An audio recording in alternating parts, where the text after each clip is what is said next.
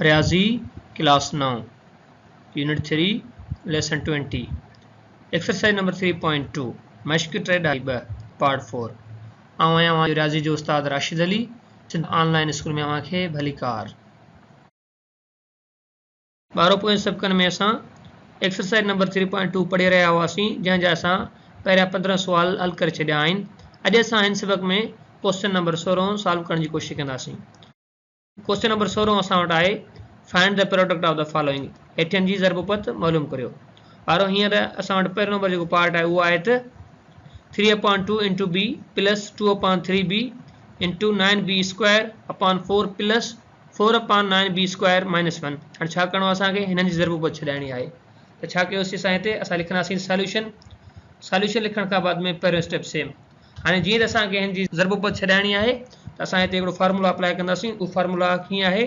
उहो फार्मूला कुझु ईअं आहे त as we know that a plus b into a square minus ab plus b square त इहो छाजे बराबरि थींदो? इहो बराबरि थींदो त a cube plus b cube जे। हाणे हिते तवजो ॾियो तव्हां ॾिसो ॿारो, हाणे हिते a जो जेको मुल्ह आहे उहो आहे 3b/2 ऐं b जो जेको मुल्ह आहे उहो आहे 2/3b। हाणे हिते तव्हां चवंदो त मथे त 3/2 इंटू b आहे, हिते 3b किथां आयो? ॾिसो ॿारो, जॾहिं असां b खे ज़रब कंदासीं अंश सां, छाकाणि त b हेठि कट कोन पई थिए न, उनजे करे इहा b छा सां ज़रब थी वेंदी? अंश सां, उनजे करे हिते थी वियो 3b/2। ठीकु आहे, त a जो मुल्ह छा थियो? 3b/2 ऐं b जो मुल्ह छा आहे? 2/3b। त हाणे असां हिनखे सॉल्व करण जी कोशिशि कयूं था हिन फार्मूला जे तहत। त पोइ हाणे असां वटि अॻियो स्टेप छा थींदो? अॻियो स्टेप थींदो त 3b/2 प्लस 2/3b। हाणे उन खां बाद में छा थींदो त असां वटि आहे अॻिते त a स्क्वायर, त a जो मुल्ह छा आहे? 3b/2, त इन जो थींदो होल स्क्वायर।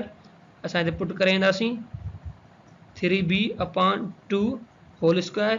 उन खां बाद में माइनस a बि ईंदो, हिते ईंदासीं माइनस a जो मुल्ह साॻियो ई 3b/2।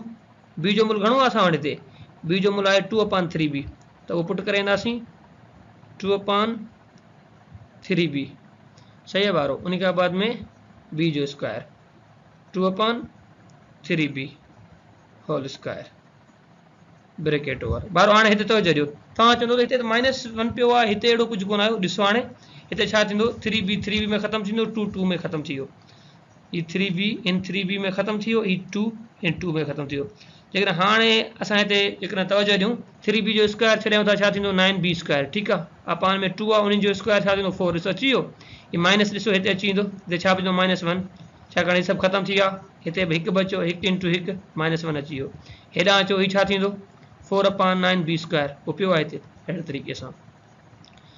ठीकु आहे ॿारो। त हाणे छा कंदासीं? जॾहिं असां हिन ॿिन्ही खे ज़रब कंदासीं उहो छाजे बराबरि थींदो?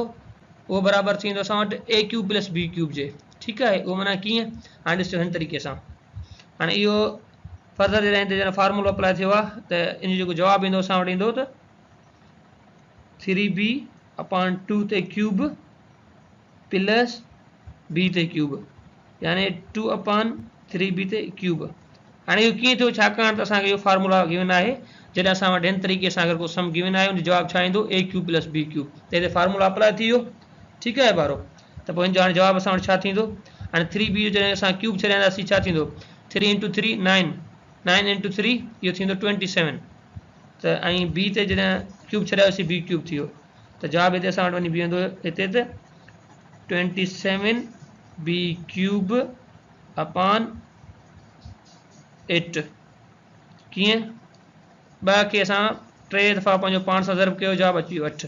हिते छा थींदो? Plus 8/27b cube. हाणे इहो असां छा थी वियो? एंसर अहिड़े तरीक़े सां। ठीकु आहे ॿारो। हाणे जेको ॿियो नंबर पार्ट आहे, तव्हां पंहिंजो पाण सॉल्व करण जी कोशिशि कजो। हाणे इहो बि इन फार्मूला ते सॉल्व थींदो। हाणे हीउ तव्हांजो आहे a, हीउ तव्हांजो आहे b, त इन ते तव्हां छा कंदो? हीउ फार्मूला अप्लाई कंदो। ठीकु आहे, जॾहिं तव्हां हिते फार्मूला अप्लाई कंदो त हीउ जेको आहे ॿियो हिसो पियो अथसि, जेका ॿी ब्रैकेट में शयूं पियूं आहिनि, उहे जेकॾहिं हिन फॉर्मेट में अची वञनि थियूं, पोइ इहो सम ओके आहे। सही आहे, अहिड़े तरीक़े सां। ॿारो हींअर असां वटि 3 नंबर पार्ट आहे x raised 4/12 minus 12/x raised 4 into x raised 8 upon 144 plus 144 upon x raised 8 plus 1। ठीक है बारो। हाणे पहिरियां हिकिड़ी ॻाल्हि तव्हांखे ॿुधाईंदो हलां त हिते असांजी बुक में हिकिड़ी मिस्टेक आहे। हिते प्लस जी साइन गिवन अथव, असल में हिते छा थियणु खपे आहे, हिते माइनस जी साइन हुजे हा, न त वरी हिन पार्ट जो जेको जवाबु आहे न त ग़लति थी वञे हा। ठीकु आहे, उन जे करे हिते छा थींदी, माइनस थींदी। त हाणे असां छा कंदासीं, इन जी ज़रबो पछड़ाईंदासीं। उन जे लाइ सभु खां पहिरियां छा लिखंदासीं, असां हिते असां लिखंदासीं सॉल्यूशन। सॉल्यूशन लिखण खां बाद में असां पहिरियों स्टेप सेम लिखंदासीं, उहो छा आहे त इज़ इक्वल टू एक्स ते पावर घणो आहे, एक्स पावर 4 अपान 12 माइनस 12 अपान एक्स ते पावर आहे 4 इंटू एक्स ते पावर 8 अपान 144 प्लस 144 अपान एक्स ते पावर आहे 8 प्लस 1। हाणे छा कंदासीं, हिनखे सिंप्लीफाई करण जी कोशिशि कंदासीं, पर हिते हाणे हिकिड़ो फार्मूला अप्लाई थी वेंदो। उहो कहिड़ो फार्मूला आहे, उहो फार्मूला कुझु हिन तरीक़े सां आहे त एज वी नो दैट सवेर हुयो हिते ए प्लस बी, हाणे हिते छा ए माइनस बी, त फार्मूला जो ई कुझु हिन तरीक़े सां आहे त A minus B into A square plus A B आहे, सवेर हुयो माइनस ए बी, त छा आहे plus A B plus B square. साॻी तरीक़े सां सफ़ा आसान आहे सम। हाणे हिते ए जो जेको मुल आहे उहो घणो आहे, एक्स ते पावर 4 अपान 12। ठीकु आहे, ऐं बी जो मुल घणो आहे हिते, उहो आहे 12 अपान एक्स ते पावर 4। त हाणे असां हिनखे सॉल्व करण जी कोशिशि कंदासीं। हाणे छा कंदासीं त ए ऐं बी जो जेको मुल आहे असां उहो सॼो हिन फॉर्मेट में पुट करे वेंदासीं। ठीकु आहे, इहो जेको आहे असां बराबरि थियो थी वञे इज़ इक्वल टू ए ते पावर क्यूब माइनस बी ते पावर क्यूब। त अॻियो स्टेप थींदो असां वटि हाणे एक्स ते पावर आहे 4 अपान 12 माइनस 12 अपान एक्स ते पावर 4।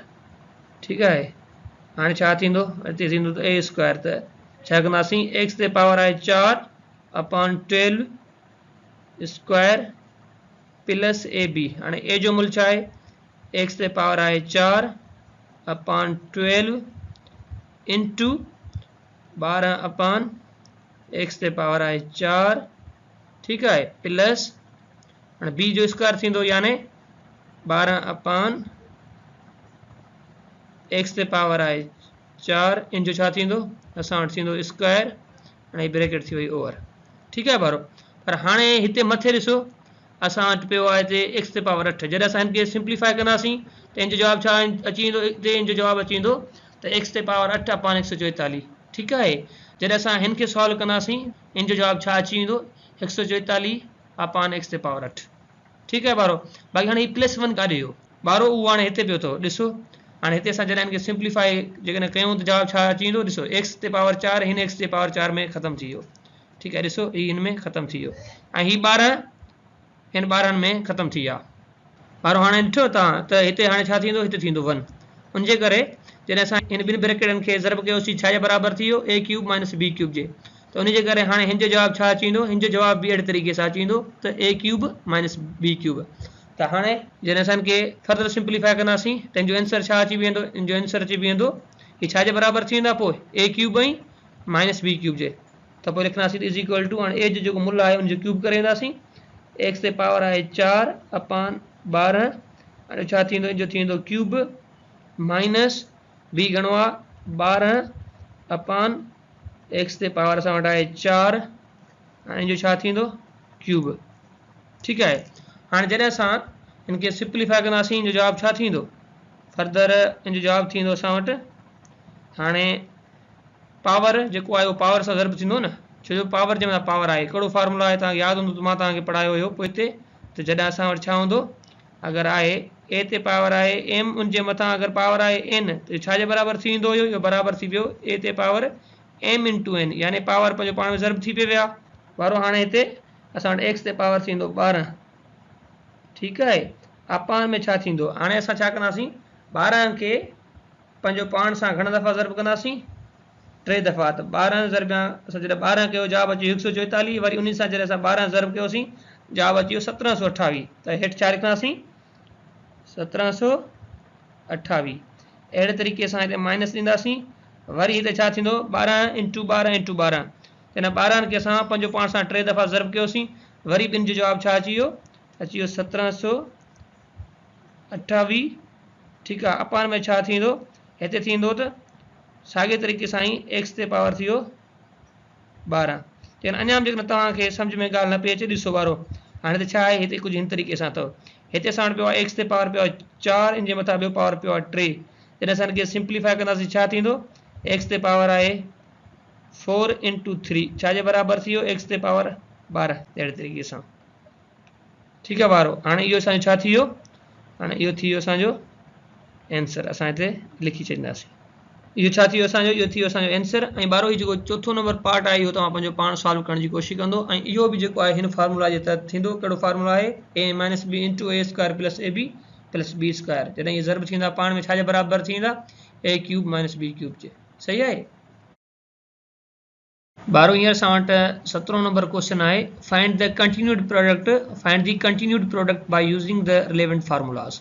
हाणे हिते इहा ॻाल्हि पियो करे त हिननि जी जेका आहे कंटिन्यूड प्रोडक्ट मालूम करियो ऐं जेको रिलेवेंट फार्मूला अप्लाई कयो। ठीकु आहे, हाणे इन जे लाइ असां वटि जेको पहिरियों नंबर पार्ट आहे उहो आहे त 2x² + 3y² × 4x raised 4 - 6x² y² + 9y raised 4।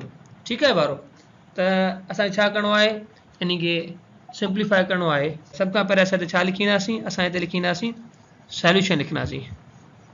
ठीकु आहे ॿारो, हाणे सम असां वटि कहिड़ो आहे, असां वटि सम आहे जेको पहिरियों नंबर पार्ट आहे उहो। सभ खां पहिरियों स्टेप लिखींदासीं, उहो छा आहे त असां लिखंदासीं इज़ इक्वल टू 2x ते power 2 + 3y² × 4x raised 4 - 6x² y² + 9y ते पावर आहे 4। ठीकु आहे ॿारो, हाणे हिते तवजो ॾियो, हिते कहिड़ो फार्मूला अप्लाई थींदो। हाणे हिते असां पोयनि स्लाइडनि में हिते ई फार्मूलो पढ़ी आयासीं। कहिड़ो फार्मूलो, कुझु उहो हिन तरीक़े सां हुयो, उहो हुयो त एज़ वी नो दैट, जीअं त असीं ॼाणूं था त छा हुजे, a + b × a² - ab + b² हूंदो। उहो छाजे बराबरि हूंदो, उहो बराबरि थींदो a³ + b³ जे। ठीकु आहे, हाणे असां उन जे तहत हिन सम खे सॉल्व करण जी कोशिशि कंदासीं। हाणे हिते a जो मुल्क घणो आहे 2x², b जो मुल्क घणो आहे, उहो आहे 3y²। सही आहे ॿारो, त असां हिन खे फर्दर सॉल्व करण जी कोशिशि कंदासीं। अॻियो स्टेप असां वटि छा आहे, अॻियो स्टेप असां वटि आहे त 2x² + 3y²।